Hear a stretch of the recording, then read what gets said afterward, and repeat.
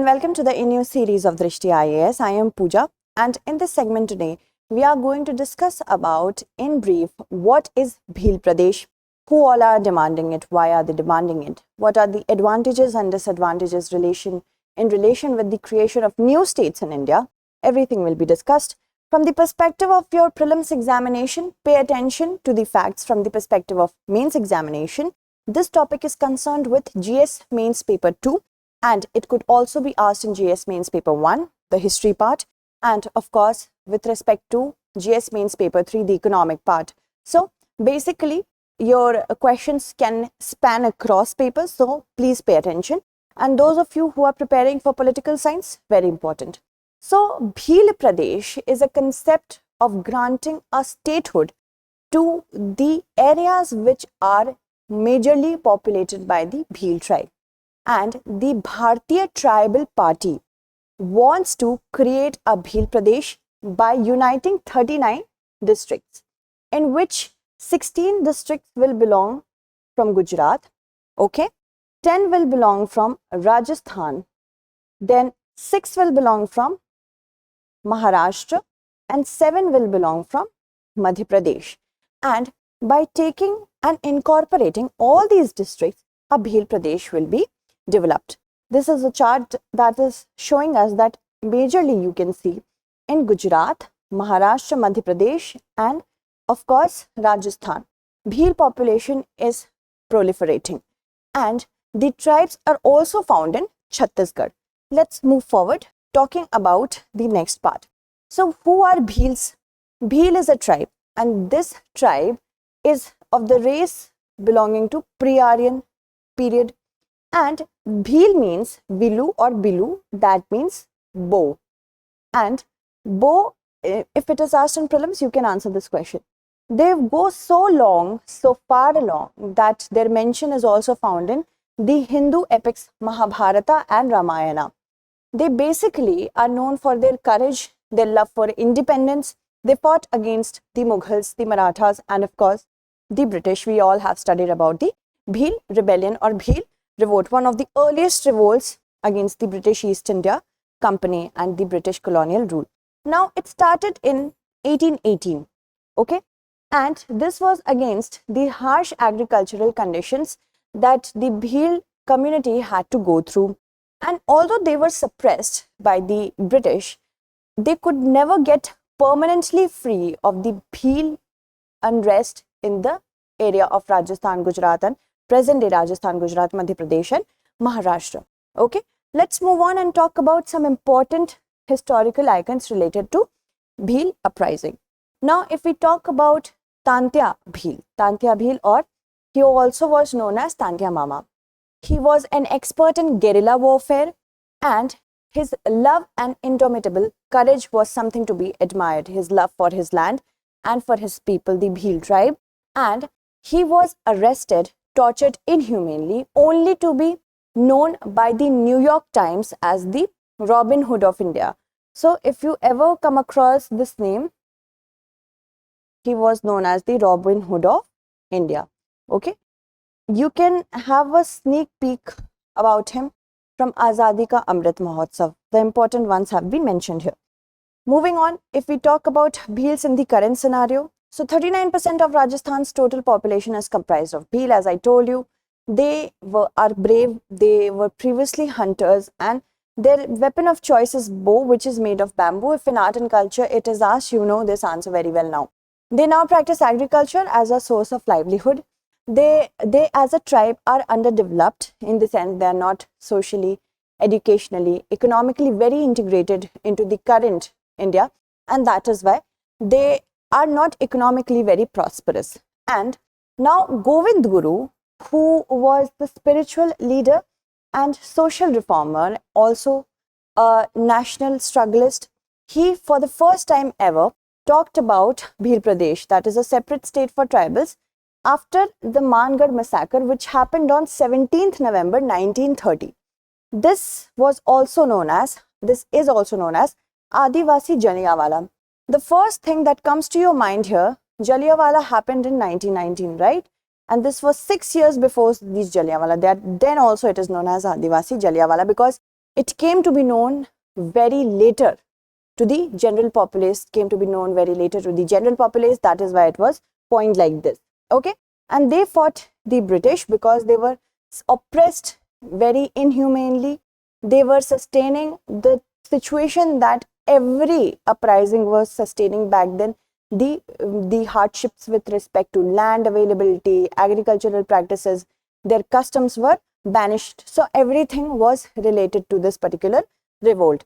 And in that happened in the Mangar massacre happened in the hills of Mangar, which is present in Rajasthan and Gujarat, on the borders of Rajasthan and Gujarat. Okay, so post independence, the demand for Bhil Pradesh was raised again, because post independence, what happened? The different districts, the different areas which were not, I cannot call it districts, I can call it different regions which were populated by tribes, they were subdivided further. So for basically for their own benefit as a tribal population, as Govind Guru was a social reformer, he also saw that because this tribe is different, they have different aspirations, different needs. This is Govind Guruji. So because of that, he was someone who knew, he was a visionary with respect to having a separate state. And of course, because Govind Giri is well revered in the Bhils and in Rajasthan and whatever areas are dominated, he was also a national hero. So we should know about him. I already told you, and also try to keep up with the fact that previously, post-independence, pre-independence, if you see, that Dungapur, Banswara and Udaipur. Okay, so this region is basically, this region plus Gujarat and Madhya Pradesh, they all were contiguous, they were all one part. After independence, post-independence, they start getting divided. So their contiguity also started getting divided. And now these are the many regions that are still there under the proliferation of Bhil tribes.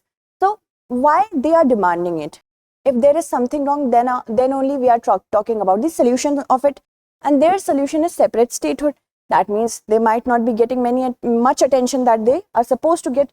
Laws, benefits, schemes and committee reports all were brought into fore, but they were never implemented the right way and their execution was slow. Although fifth schedule, which deals with tribal areas, under the Article 244 clause 1 of the Constitution talked about their benefit, but on the real level, on the ground level, nothing much happened. And the provision of the Panchayat Act 1996 also, this particular act wanted to decentralize the power in their own way to the tribal areas, which is still not known to many people in their villages and in the tribal areas. Even many MLAs and MPs belonging to those areas are not very clear about it. So how to decentralize the power? Rajasthan government adopted the law in 1999 and only executed them as late as from the perspective of rules in 2011. So you can see the fruition was not very tangible. And one of the main objectives of the Bharatiya Tribal Party, which came into being in 2017 in Gujarat, is to create a Bhil Pradesh. They are mobilizing the tribal masses with the help of meetings, political clamor, and spread of social media has made it possible for the tribes, Bhil tribe youth, to know about what do they aspire to be, what do they need to be, and they at least have a proper access to their history. So they're more aspirational. We are living in a digital area. So in order for that, they are having this demand of different state. Moving on, let's talk about Potti Sriramulu. He is also known as the father of Andhra Pradesh, and the first state that was created on linguistic basis was the Andhra state. Okay, that was created in 1953. Andhra Pradesh is different. State of Andhra I am talking about is different over here. Okay, that happened after the reorganization. The Andhra Pradesh separately was created. So Andhra was created in 1953 after a long hunger strike in which Potti Sriramulu succumbed to that hunger strike. There were clamor for creation of Andhra Pradesh, not the Pradesh, Andhra, a separate state you can say. So on the basis of language or linguistic basis this happened, although the Prime Minister was never in favor of creating a separate state on the basis of linguism, because otherwise it would have opened a Pandora box of different states. So first was linguistic basis. Secondly, majorly there were linguistic basis. There are very few states, if you can name some states which were created on administrative basis or some other basis, mostly they were created on the linguistic basis. But now here you see the state that is being demanded is on the criteria of tribal identification.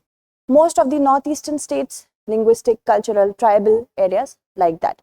So you have to see that there are certain advantages as well as disadvantages to the creation of new states. First, creation of new capitals and infrastructure give rise to more employment, more financial support to those capital for building, and development happens. Representation comes at the national level. Politically also it becomes very important for such regions to have their politicians in the Lok Sabha, in the Rajya Sabha. So more and more people are aware of their aspirations at the national level. Also, if we talk about preservation of linguistic, cultural and political significance, that all follows. And economic development happens. If we create a new state, we need new administrative services, new police services and everything else. That also helps in the creation of employment. Economic development also starts to happen. Private industries might come and exploit sustainably the minerals they are having. Also, if we talk about the disadvantages, first of all, development depends upon how much decentralization is happening. If too much centralization is there, there is a very little chance of development, because for development we need funds, and fund is the basic thing that any state, newly built state, needs. Demand for creation of other new states on the basis of multiplicity. This country is so diverse that we can make a state out of every district. Now, it will also increase regionalism, love for one's region, not for one's country, only take care of parochialism, narrow-mindedness, and logistic creation also will have a pressure on the state exchequer to create new infrastructure, employment, pay their salaries. So all these are the advantages as well as the disadvantages. Let's look at our question. The question says, discuss in detail the advantages and the disadvantages of the creation of that should be creation, okay, new states to satisfy the demands of various factions in 150 words. That's it for today. Tomorrow we shall meet again with another segment. Thank you so much for watching.